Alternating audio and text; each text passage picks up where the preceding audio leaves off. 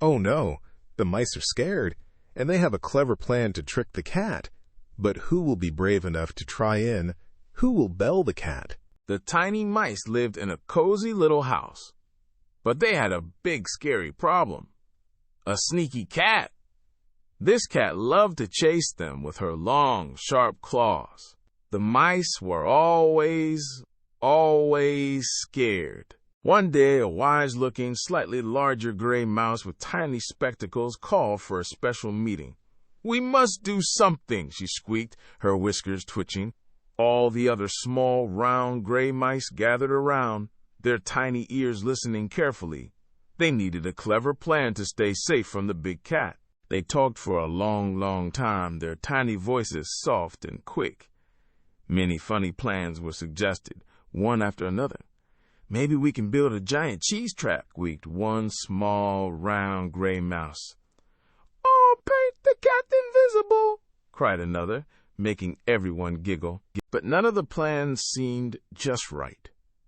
The cleverest plans were too hard, and the silly plans wouldn't work. The small, round, gray mice felt a little bit sad. Their heads drooped. They really wanted to be safe from the grumpy cat. Then, a very small, energetic gray mouse with wide, curious eyes slowly stood up. He was quite small compared to the other mice, but very brave. He took a deep breath and cleared his little throat. "I have a super simple plan," he squeaked loudly. "It's so easy. I know it will work." All the other small, round, gray mice leaned closer, very curious now. The very small, energetic gray mouse puffed out his chest a little, feeling very proud. "All we need to do is put a tiny, shiny bell around the big cat's neck," he announced, his voice full of excitement. "Ding-a-ling, ding-a-ling," he mimed the sound of a bell ringing.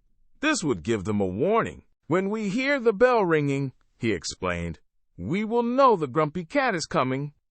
Then we can all scamper away and hide super fast." He smiled a wide, happy mouse smile. This was such a brilliant idea. All the other small, round, gray mice cheered and squeaked with joy. "Hooray for the young mouse!" they cried. They jumped up and down, doing happy little mouse dances. They couldn't believe they hadn't thought of it themselves. But then, a very wise-looking, slightly larger gray mouse with long gray whiskers and gentle eyes slowly stood up. She was a very old and respected mouse, much larger and calmer than the others. The room became quiet. "That is a truly wonderful plan, dear, very small, energetic gray mouse," she said softly, her voice full of kindness. "It is very clever indeed." The very small, energetic gray mouse beamed proudly, standing a bit taller. The others nodded. Then, the wise-looking, slightly larger gray mouse paused, her wise eyes twinkling. She looked around at all the eager faces. "But," she asked gently, "I have just one little question for all of you."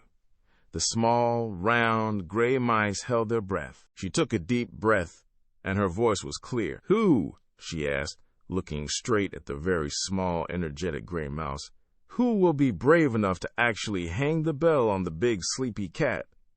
Silence filled the room. The very small, energetic gray mouse's bright smile slowly faded.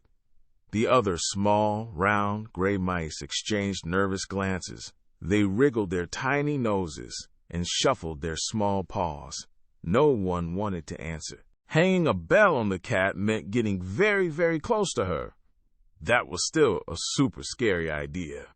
No matter how good the plan was, no one wanted to face the big, sharp claws and the grumpy cat. So, even a super smart plan can be tricky if no one is brave enough to do the hardest part. Sometimes, talking about a plan is easier than actually doing it. We learn that big ideas need brave actions. Ever dreamed of being the hero? Now you get to be the star. Your adventure starts at TalesMio. Visit talesmio.com now.